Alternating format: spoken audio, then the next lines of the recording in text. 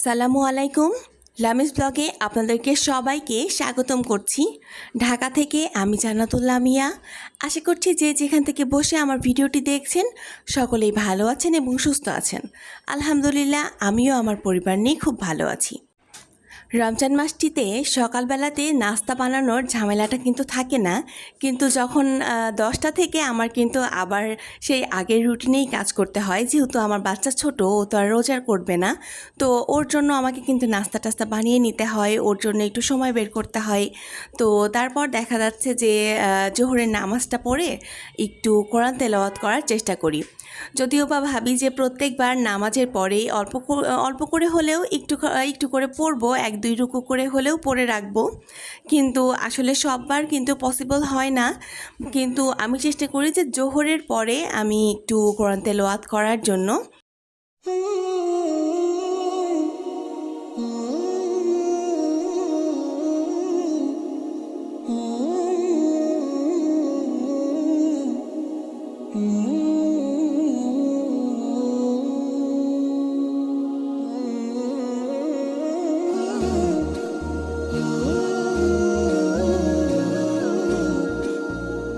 তো জোহরের পর আমি কোরআন তেলাওয়াতের পরে তারপর কিন্তু রান্নাবান্না করতে আসি। কারণ আমি আরহামের জন্য করি কি, যে ওই যে আমরা সেহরিতে যেই খাবারটি খাই সেটা আমি একটু বেশি করে রাখি, আর ওইটাই কিন্তু পরের দিন দুপুরে আরহামকেও খাওয়াই। আজকে আমি একটু সজনে রান্না করব মসুরের ডাল দিয়ে, আর এই সজনে ডাঁটাগুলি কিন্তু ঈশ্বরদী থেকে এসেছে আর আম্মু পাঠিয়ে দিয়েছিল। তো ঈদ যেহেতু সামনে, আর আমাদের ঈদে যাওয়া হবে কি হবে না এটার আসলে কোনো গ্যারান্টি নেই, তো এই কারণে আম্মু কিন্তু রিস্ক নেয়নি। সে তার নাতির জন্য কিন্তু ড্রেস পাঠিয়ে দিয়েছে মাশাল্লাহ। তো তার সঙ্গে এই যে আর আম্মু আবার এইগুলিও পাঠিয়ে দিয়েছে। তো এগুলি আসলে কি, সজনে ডাঁটা আমার এবং আরহামের বাবার দুজনেরই অনেক বেশি পছন্দের, তো এই কারণেই পাঠিয়ে দিয়েছে। তো আজকে এটা আমি সেহরির জন্য একটু রান্না করে নিচ্ছি। আজ কিন্তু আরহামের বাবা আমার আরও একটি ইচ্ছে পূরণ করেছে আলহামদুলিল্লাহ। বেশ আগে থেকেই ইচ্ছে ছিল যে আমার বাড়িতে আমি একটা এসি লাগাবো। তো গত বছরই আমরা নিতে চাচ্ছিলাম, তো কোনো একটা কারণে গত বছর আর নেওয়া হয়নি। তো এখন আসলে এত গরম যে এসি আসলে কিন্তু আগে হতো কি, যে এসি ছিল হচ্ছে বিলাসিতা, তবে এখন কিন্তু এসি আসলে বিলাসিতা না, এখন আসলে এটা প্রয়োজন হয়ে দাঁড়িয়েছে। গত বছর যে পরিমাণে গরমটা পড়েছিল, তো এই বছর আর সেই রিস্কটা আসলে নিতে চাইনি, কারণ বাচ্চাদের ক্ষেত্রে অনেক বেশি কষ্ট হয়। তো এই কারণে ওদের দিকটা আসলে দেখেই কিন্তু এসিটা আসলে নেওয়া। তো যে পরিমাণে গরম পড়ে, তো গরম আরও যত বেশি গরম পড়বে তত কিন্তু এসির দাম আরও বেশি হয়ে যাবে।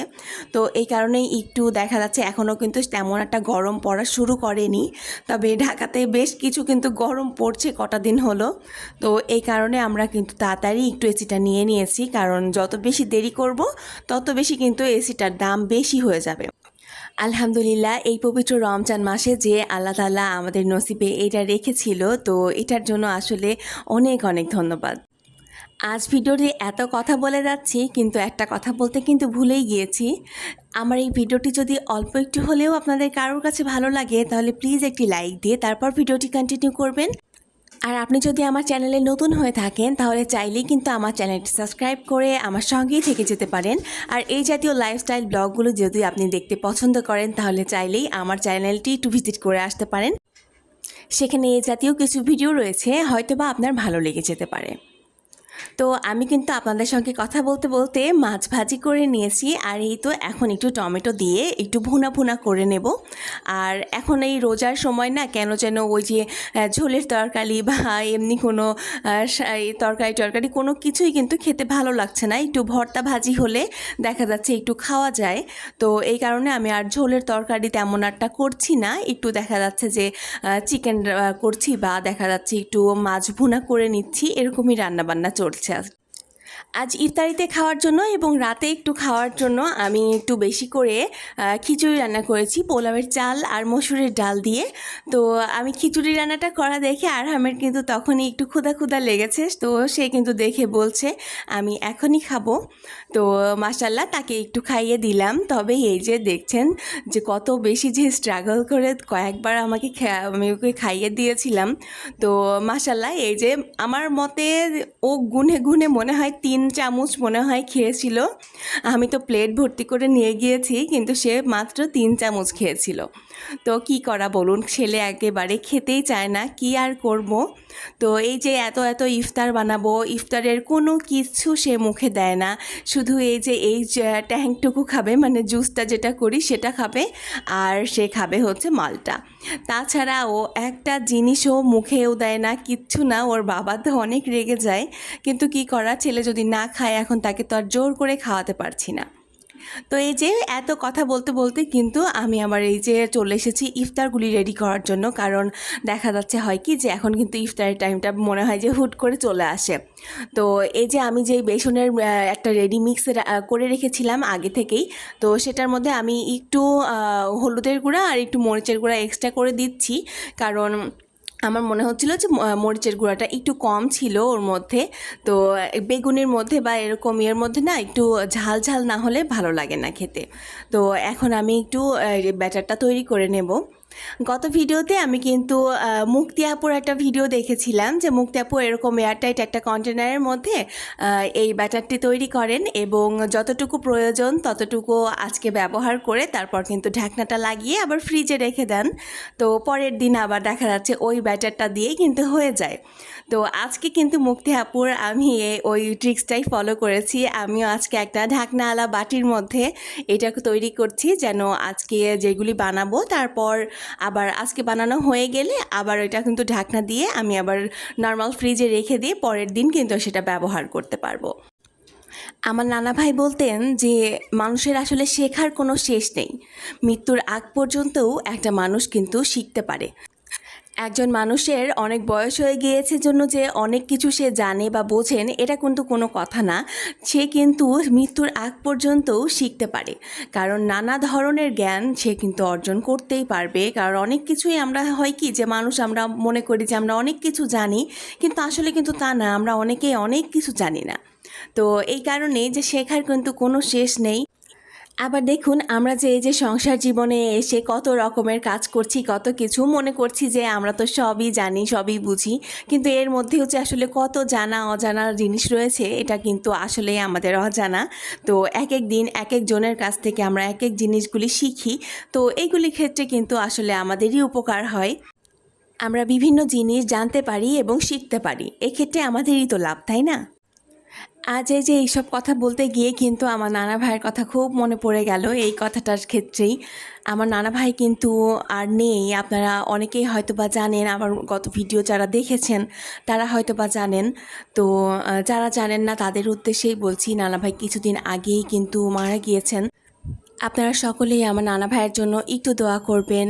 মহান আল্লাহ তাআলা যেন আমার নানা ভাইকে বেহেশত নসিব করেন। এই পবিত্র রমজান মাসে আসলে কার হাত আল্লাহ যে কবুল করবে, তো এটা আসলে আমাদের সকলের কাছেই অজানা। তো আসলে সকলেই যদি সকলের জন্য একটু দোয়া করি তাতে তো ক্ষতি নেই, তাই না? তো সকলেই প্লিজ একটু দোয়া করবেন আমার নানা ভাইয়ের জন্য। আসলে আমি আমার ভিডিওর মধ্যে নানা ভাইয়ের কথা তেমন একটা কিছু বলতেই চাই না, কারণ এই ভিডিওগুলি দেখে আসলে আম্মু আর খালামণি অনেক বেশি ইমোশনাল হয়ে যায়। তো এই কারণে আসলে নানা ভাইয়ের কথা তেমন একটা কোনো কিছুই আমি বলি না। তো যাই হোক, এই যে আমি কিন্তু ইফতার একদম রেডি করে নিয়েছি, টেবিলে সব কিছু নিয়ে চলে এসেছি। আর এই যে আরহাম কিন্তু এখন টেবিলের ওপরেই উঠে বসে আছে, কখন আজান দিবে আর সে একটু খাবে। তো খাবে বলতে শুধু অরেঞ্জটাই খায়, আর কোনো কিছুই কিন্তু খায় না। আর সেইটাও ইফতার পর্যন্ত তাহার একেবারেই সবুর হয় না। ইফতারের আগেই সে কিন্তু সেগুলি সব কিছু ফিনিশ করে ফেলে। আর খাওয়ার মধ্যে সেই একটু একটা দেখা যাচ্ছে যে খেজুর খায়, তাছাড়া কিছুই পছন্দ করে না।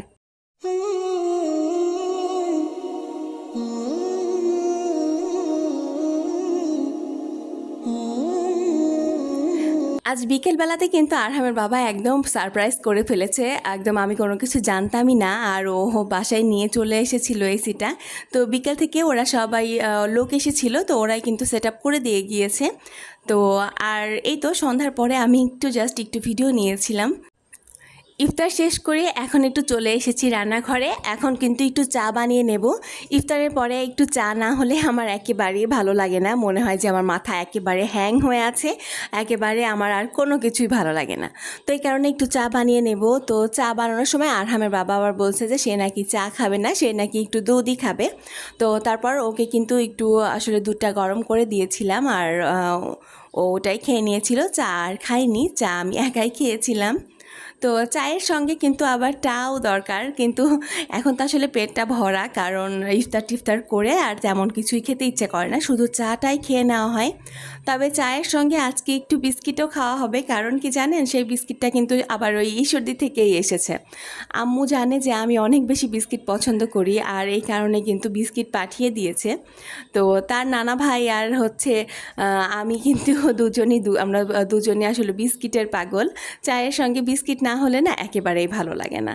তো এই কারণে আসলে আম্মু একটু পাঠিয়ে দিয়েছে। আর এইসব দেখে আরহামের বাবা বলবে যে কেউ যে বিস্কিটও এত পছন্দ করতে পারে, তোমাদের না দেখলে আর বোঝা হতো না। তো আরহামের বাবাও কিন্তু এই কারণে অনেক অনেক বিস্কিট এনে দেয় আমাদেরকে।